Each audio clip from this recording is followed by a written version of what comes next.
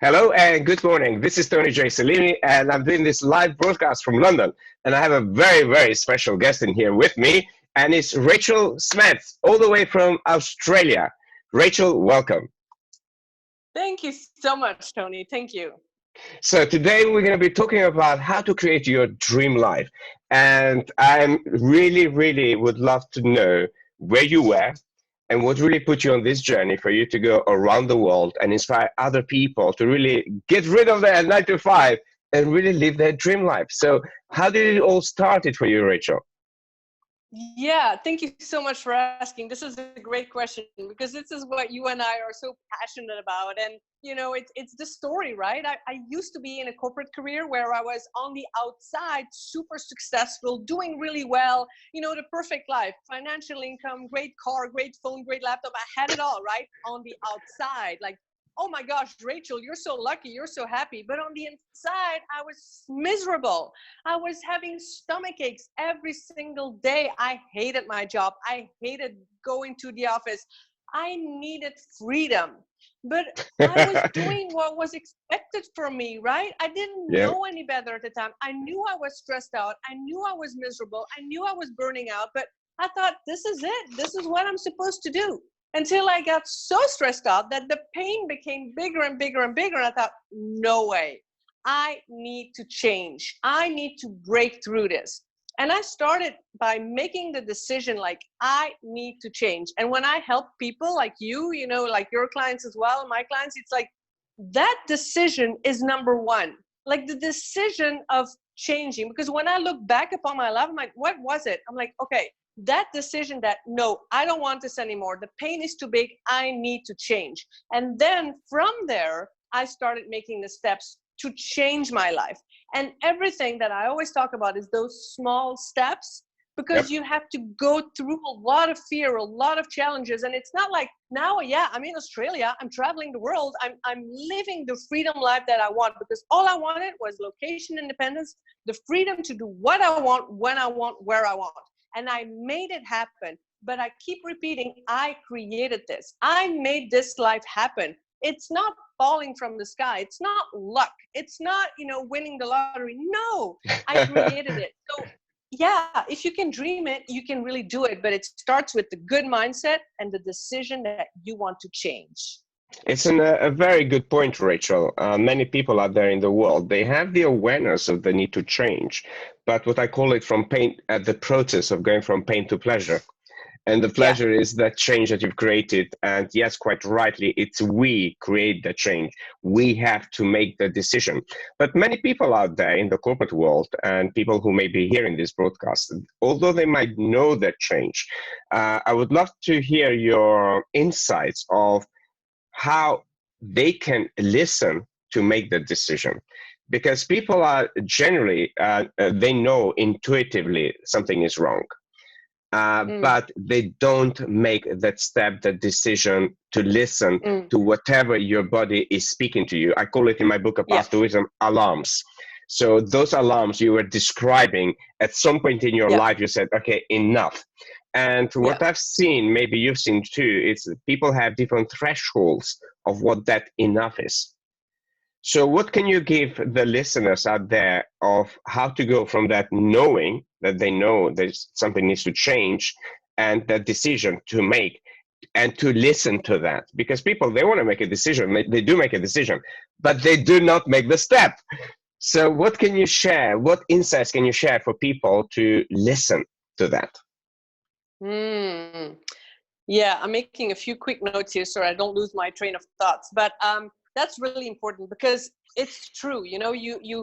For me, in my situation, I had severe stomach aches, really severe stomach aches, and irritable bowel syndrome, just stomach aches every single day. It started on Sunday. I think the only day of the week was maybe Saturday that I didn't have any stomach aches, and even then, because I know, weekend turns around and there comes Monday again, I have to go back. So, but like you said, I didn't really pay attention to that. So the first step, like you said, is like being self-aware, like really listening to yourself. And that took me a long time because I'm also coming from a very rational mind. And especially when you're successful in corporate, it's all about the logic and the rational mind. And you're not really feeling. but it's the feeling, it's the paying attention to your body. Like the body is so important, giving you all these signals. You know, mind and body are so connected to each other. It's crazy. You think something, you become it. If you just repeatedly say like, I have a headache, I have a headache, I have a headache, you keep thinking that, you keep repeating that, you'll start getting a headache. It's like mind and body are, I mean, think about it. When you feel good, you know, you go to the gym, you feel good, you feel in a good mood. You know, when you're in a bad mood, you don't want to go to the gym, you don't, you know, you don't train, you don't work out, you don't go outside, and then you feel worse. And it's constantly connected. So I want to encourage people viewing to literally make the habit, create the habit to stop and to pause and to just take a moment to check in with yourself.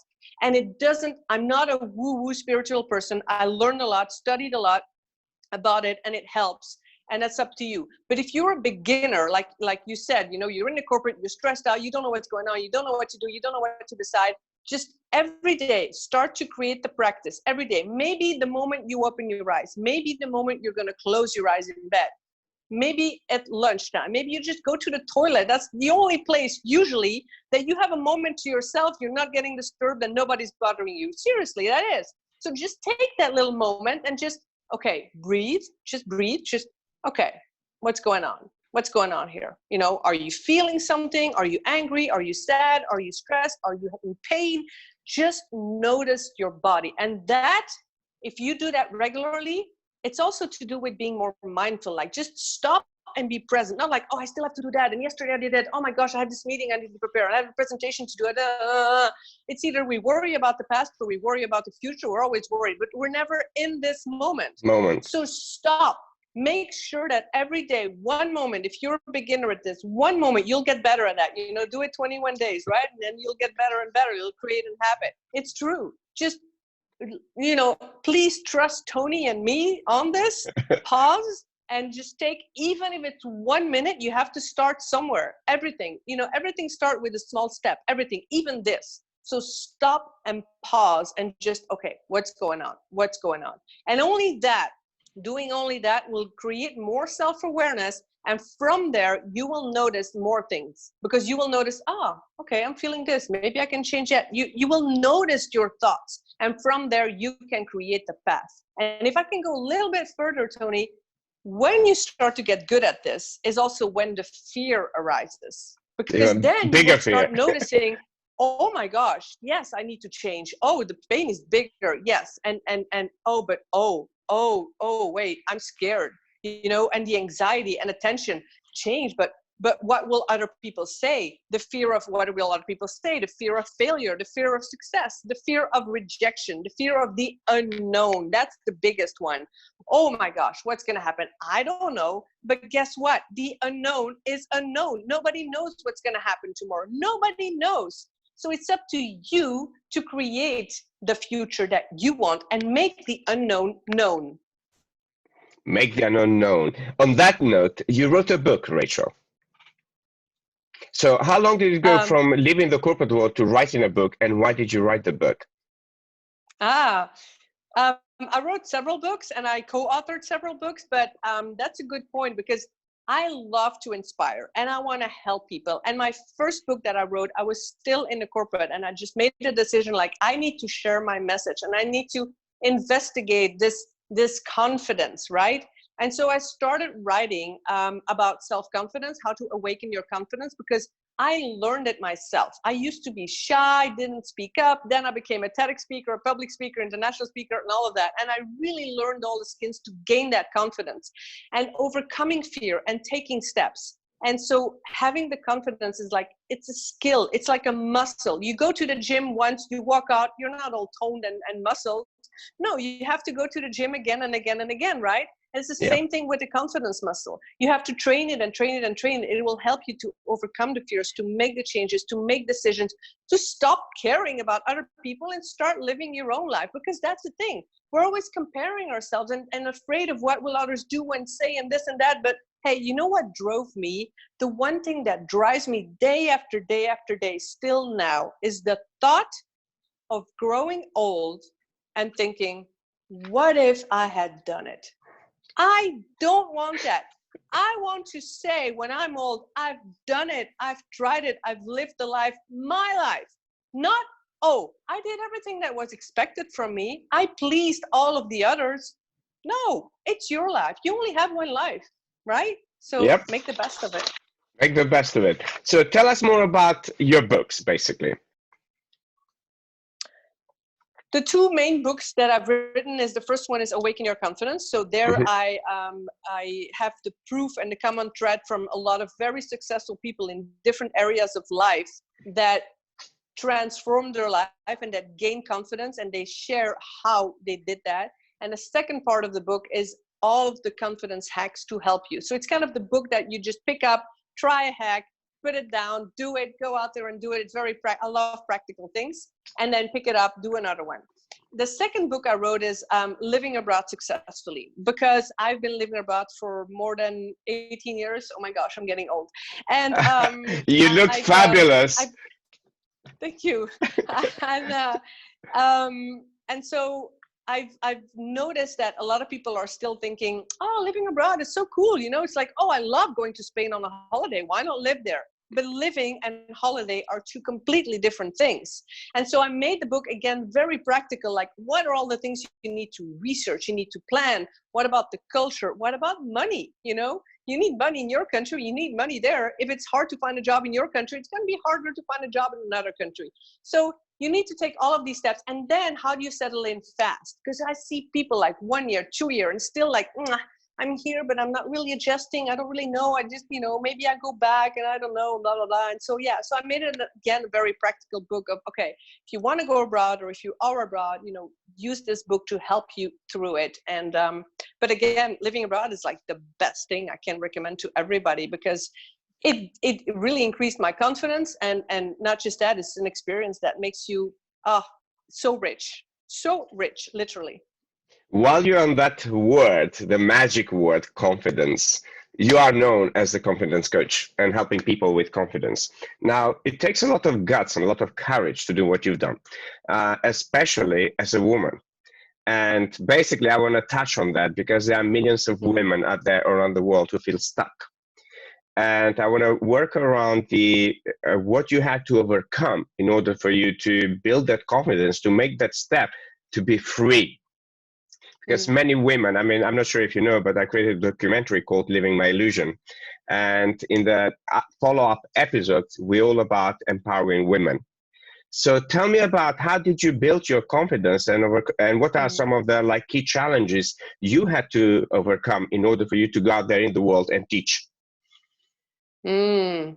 Yeah, amazing, good question. And I really think when I hear you ask the question, what comes up in my mind all the time is that it's just the mindset.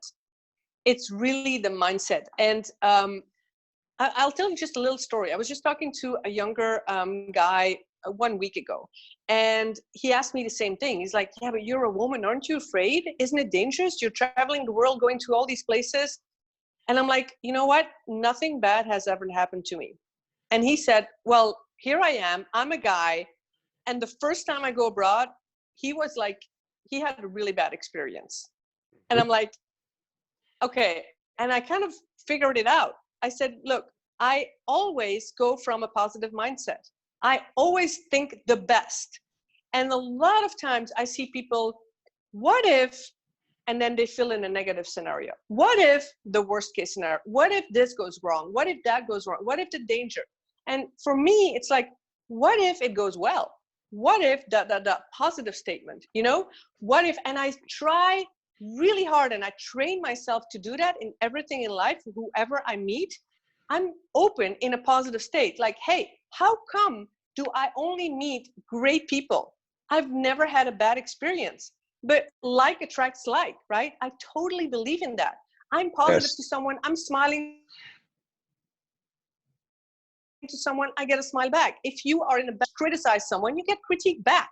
You attract what you give.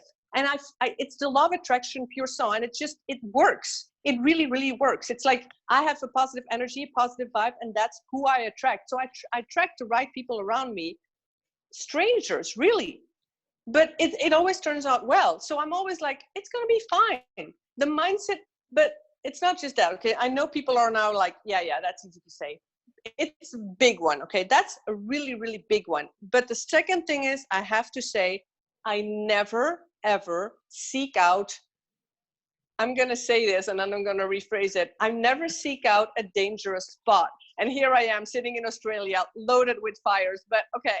But no, seriously, I'm not in a bush. No, I'm not in a park right now. I'm in the city. There's no fires here. So I would never, you hear these bad stories about backpackers, or I don't even want to go there, but where do you go? I mean, I seek a city. I seek to, I seek places that are okay. I don't go out there and go to the middle of nowhere, kind of, so it's also kind of like being a little bit, rational and yeah, use your common sense. But the positive mindset and the positive energy, it's huge. It works.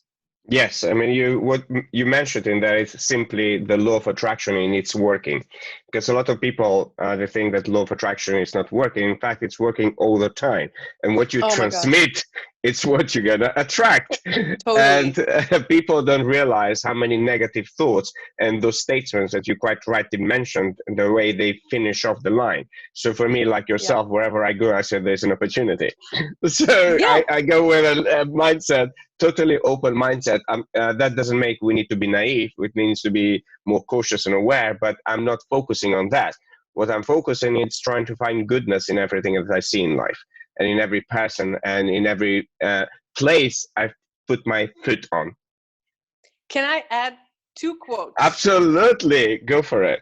2 quotes. And just to conclude this section here is like, first of all, about the law of attraction and attracting people. Your vibe attracts your tribe. That's just it. Your positive vibe attracts positive tribes. Your negative vibe attracts. So your vibe attracts your tribe. But then you said something about, the law of attraction and, you create your life. And here's a quote. I don't even know who said it or where I found it, but I use it all the time because it's amazing. We are more comfortable with the limitations that we know rather than the opportunities that we don't know. No. So we prefer to be comfortable with the limitations and the stress and this, and you have a partner and your stressful job, but you're more comfortable with that because you know exactly what's going to happen. Those limitations, rather than being uncomfortable and grabbing the opportunities that we don't know. But that's the thing, we don't know, so it feels uncomfortable. So it's like, nope, let's not go there. I'd rather have the stress because I know that I'll stay comfortable in my comfort bubble, right? But it's like you said, it's like there's so many opportunities out there if you dare to be a little bit uncomfortable. Yes, I call it familiar zone because reality is if it was comfortable, most people wouldn't seek change. So they label that as a comfort zone, but in their being, they know they are infinite in the way they can create things, in the way they can change things, in the way they can overcome new situation or learn about new things. Because this is the exact nature of our being, which is to go out there and be explorers of life. So on that note, I want to ask you basically, how do you remain balanced as you go around the world and teach and meet people and help other people? Because a lot of people out there might think like, okay, well, it's all very well, but surely you have your ups and downs. Surely you're facing loneliness. Surely you're facing, if I go to the airports, Rachel, it's not many people talk nowadays. And this is why I wrote #loneliness, because like yourself, I travel quite a lot and I love these kind of conversations, and people are glued to their phones nowadays. So what are some of your challenges as you go around the world? Yeah, lovely. And to be honest, I made a few videos on that on YouTube as well about loneliness, because it's a topic that, people love to talk about because a lot of people are lonely and there's no reason to be lonely. I'm always on my own. There are days, Tony, that I noticed that last week because when I arrive in a new place, I don't know anybody or anything. So there are days that I literally do not speak one word. I go to the supermarket just to say hello and thank you to the cashier, just so that I can actually speak something out loud. So yeah, but it's like, it's hard to imagine, but there's no reason. There's not one time that I feel lonely. Again, it's the mindset. And secondly, it's how you project yourself in there. So on the airport or being lonely or anywhere, I just start talking to people. I just start talking to people. I just do that, and force yourself or challenge yourself to talk to someone. Or I sit outside on a bench in a city somewhere and start talking to someone, and I have the best conversations. And I think being on your own has nothing but advantages, to be honest, Yeah. because people talk to you more easily because you are on your own. You have the biggest one. I won't go into all the details, but the biggest one is just freedom. Simple. The freedom. You're alone. You do what you want. You go where you want. You go shopping when you want. You eat what you want, when you want. When you don't feel like eating, you don't have to take into account anybody. You go where you want. You have so much freedom, and that to me is like, oh, give it to me, right? So that about loneliness. And then you asked, like, how do I stay balanced and how do I keep myself, and there's good and bad days, of course, definitely. But because I help others, I'm helping myself. I'm helping others, with the mindset, with the confidence, with like overcoming, beating the fear. And I'm teaching it, I'm speaking about it, making videos about it. And I study it. I'm constantly reminded. So I'm getting so fast of like, oh, I'm not so feeling so well. Okay, stop, change, It's like, it's a constant, effort, but it goes so quick because I'm so trained to do it. So it's proof that if you do it regularly, I open my eyes in the morning and I'm like, today is going to be a good day. If I don't do that, it's just not the same. So I do these routines, and that's part of the balance. Another thing is you have to do things for yourself. So every single day I go to the gym. I love exercising, but when I'm in the gym, I'm like totally zen. I'm like forgetting everything else. I'm just working out, or I go for a run, or I need that. I need that for my spirit, body, mind, connected, The whole right? thing So connected, fully connected. Yep. yeah, totally. So do the things that you love and keep yourself in balance. Don't always push or don't always pressure. And yeah, it goes great. I'm feeling great. So what are some of the things that people come to you for you to help them with?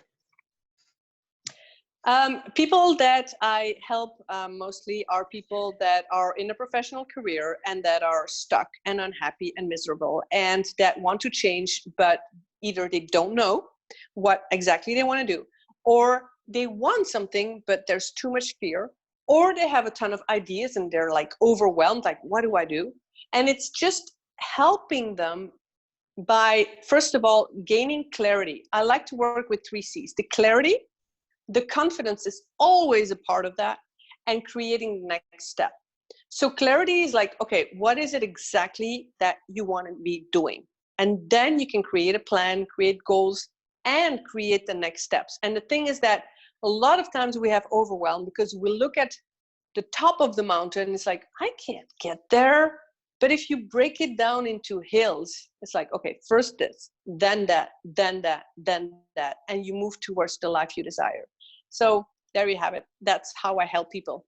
And do you work with your clients like on a 6-week basis, yearly basis? What does one need to do in Mix. order for them to come to you and say, okay, help me? Yeah, totally. Well, it's really simple. You book a free call, a free clarity call with me. And I always take, first of all, the time for you to have a chat, see how I can help you. Even in that free call, I try to give you some clarity.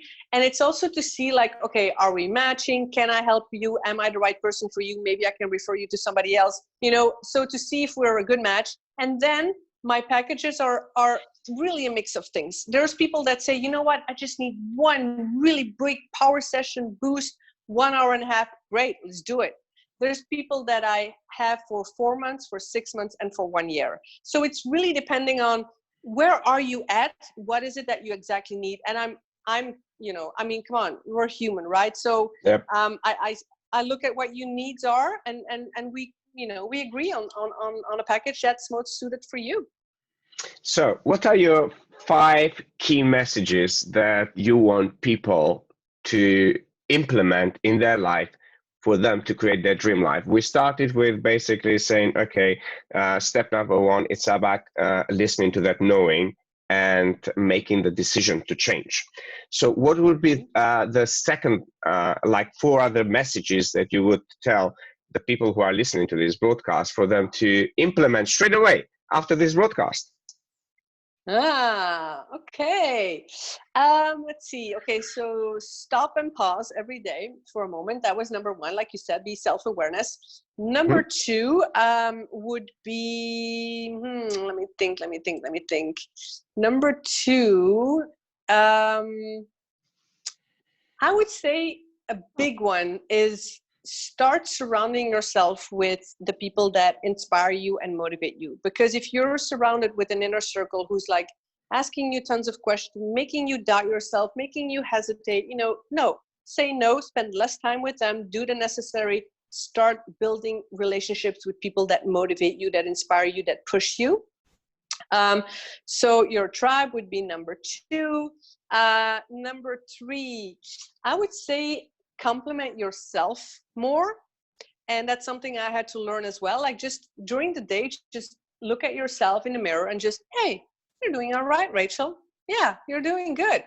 It's really that simple. And it sounds really ridiculous. The first time I did it, it's like looking in the mirror, like, duh, I don't even want to look in the mirror, but it's like, just do it. It's like, because we all have our different backgrounds and childhoods and whatnot, trauma or not, or bad, but just take a moment to compliment yourself. You're good, you're unique, you have unique gifts and talents, and just be proud of you. It's just part of loving yourself more. So just compliment yourself.